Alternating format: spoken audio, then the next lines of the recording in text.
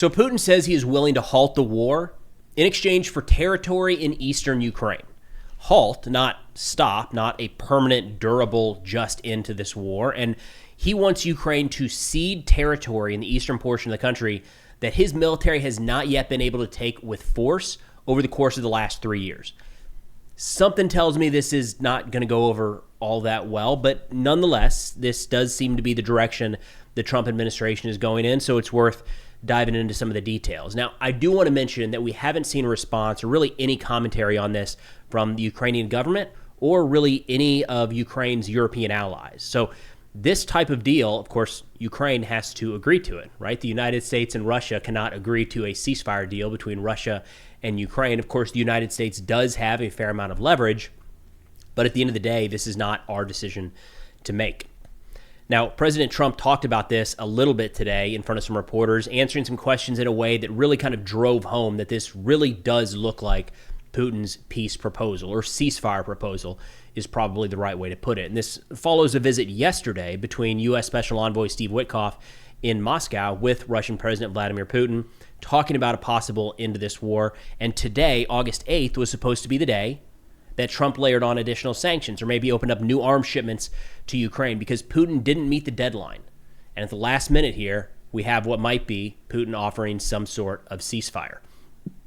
Starting out, President Trump was asked about this during a session in the White House earlier today, and he kind of kept it big picture, starting out saying, everybody wants to see peace. That's the direction we're going in. But he added a piece here that makes me think this is further along in the process than we might know. Here we go.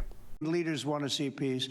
President Putin, I believe, wants to see peace, and Zelensky wants to see peace. Now, President Zelensky has to get all of his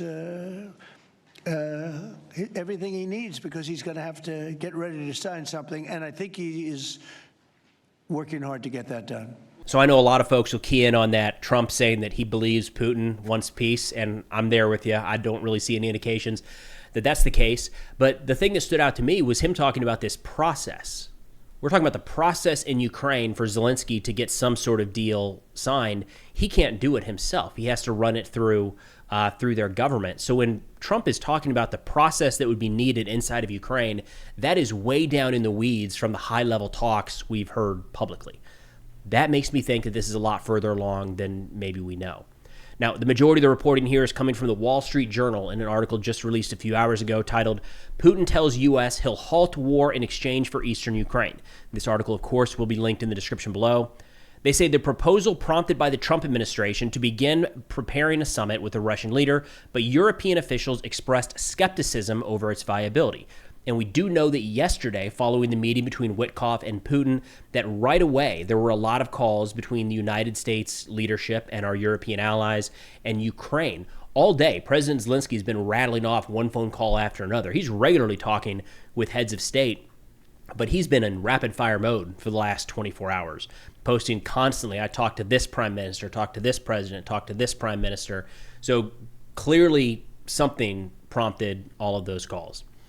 They say Putin told Witkoff he would agree to a complete ceasefire if Ukraine agreed to withdraw forces from all of Ukraine's eastern Donetsk region, according to officials briefed on the call. And that is one of the aspects here that President Trump talked about in this session with reporters earlier today, saying, hey, everybody's going to have to give up some territory, which we're going to come back and look at in a little more detail here in a minute, but let's give that clip a listen. Well, you're looking at territory that's been fought over for 3.5 years with, a lot of Russians have died, a lot of Ukrainians have died. So we're looking at that, but we're actually looking to get some back and some swapping. It's complicated. It's actually nothing easy. It's very complicated, but we're going to get some back. We're going to get some switched. There'll be some swapping of territories to the betterment of both. But we'll be talking about that either later or tomorrow or whatever. Yeah. All right, so swapping of territories for the betterment of both. Keep that thought. We're going to go over to the map here in a minute and look at what President Trump might be talking about. The Wall Street Journal reporting continues by saying this latest proposal appears to be a significant shift away from previous demands made by Russia for a ceasefire with Ukraine, which included control over several other regions in eastern Ukraine, Ukrainian neutrality, an end to arms shipments in Ukraine, and no deployment of NATO or U.S. troops to Ukraine. Now, as I pull the map up here, this is deep state map, and I want to talk through some of the territorial questions at play here. But a couple key notes there is Russia, one of their primary war aims from the beginning has been around neutrality. When they say neutrality, it means they primarily don't want Ukraine in NATO, so they want some sort of confirmation, not just from Ukraine, but from the NATO alliance as well, that Ukraine will not be a member in the future. We've seen that kick down the road at times, 10, 20 years. European Union is on that list also, not as high as NATO. It's not as much of a threat to Russia as NATO membership would be. That doesn't appear to be mentioned, but I'm also pretty skeptical that we have the full details of this plan because the whole swapping of territory seems like it was left out of the Wall Street Journal's report.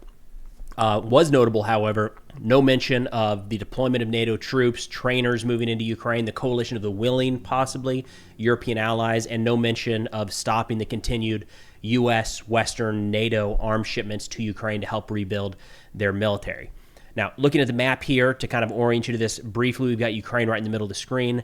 The green territory you can kind of ignore for now. That's territory once taken by Russia since 2022, since liberated by Ukraine. The purple areas down here, Crimea and Luhansk and Donetsk up here in the Donbass, is territory taken by Russia in 2014. The orange is territory taken by Russia since 2022. And that includes, importantly, some areas up here in Sumy and Kharkiv. Come back to that here in a minute. So in looking at this map, they say Russia's proposal includes two phases, according to European officials. In the first phase, Ukraine's forces would withdraw from Donetsk, right here. This is Donetsk. And the baseline and the battle lines would be frozen in eastern Ukraine. This would be followed by a second phase in which Putin and Trump would agree on a final peace plan that would later be negotiated with Ukrainian President Vladimir Zelensky. There's a lot there, and they just kind of ran right through it. Let's start with the second part. The idea that the United States and Russia are going to put together a peace plan that at some point in the future will be presented to Ukraine does not seem like a recipe for success. We'll see. I find it, in any situation, it seems like trying to negotiate this without one of the two key parties is probably not a good way to get to a durable end state. And again, I want to stress that this plan being put forward by Putin is not, we're doing this to end the war. His proposal here for Ukrainian forces to withdraw out of the rest of Donetsk, all of this area here that they have not yet taken by force, is simply for a ceasefire. Those are the terms that Putin is putting in place for a ceasefire. All right, so digging in here a little bit further, the Donetsk area, we don't generally often lead with Donetsk in a lot of these videos, but the territory that might sound familiar, Pokrovsk, Toretsk, Konstantinivka, these are in, I think Kupiansk even technically. No, Kupiansk is in Kharkiv.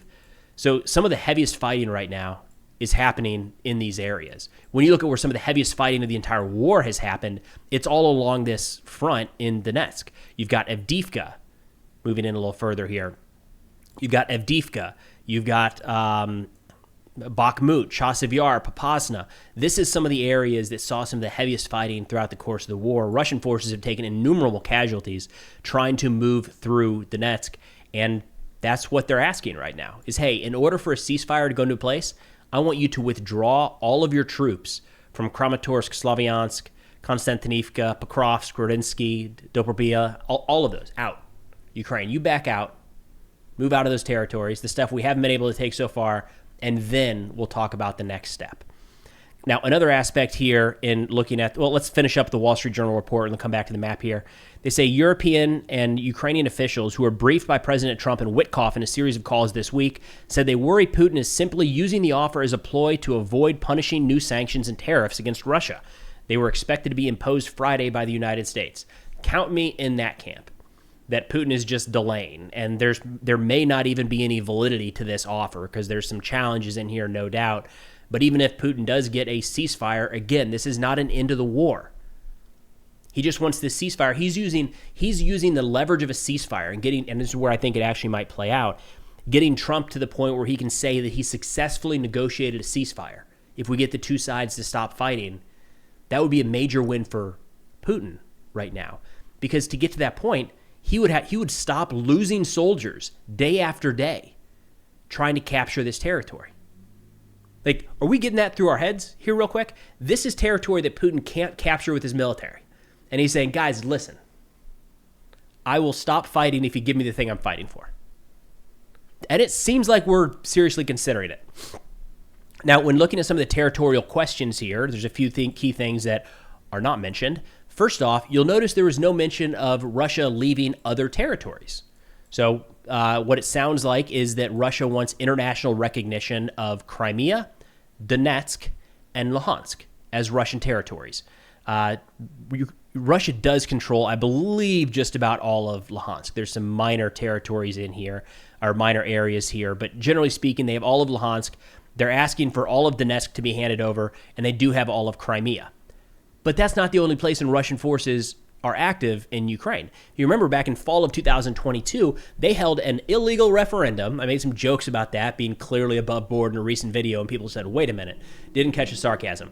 The Ukrainian citizens left because it was occupied by Russian forces. Russia, in some locations, moved Russian citizens in, and then at gunpoint, they held a referendum and said, you want to be Russia or do you want to be Ukraine? And like, shockingly, 98% of people said Russia is fine, we'll do that. So those were the elections they held in Zaporizhia here and Kherson down here. But Russia doesn't actually control all of those territories. There's major chunks of both Zaporizhia and Kherson still under the control of Ukrainian forces and have never been under the control of Russia. So no mention. Are these Russian forces going to withdraw? That wasn't brought up at all. If Ukraine is having to cede this territory, you would think that Russia would have to cede something as well. I don't think there's any chance in this deal it's going to be Kherson and Zaporizhia. I think it's going to be further up here in the north. If there really is something that Russia will be ceding back, it is probably going to be a couple of these territories in Kharkiv and Sumy.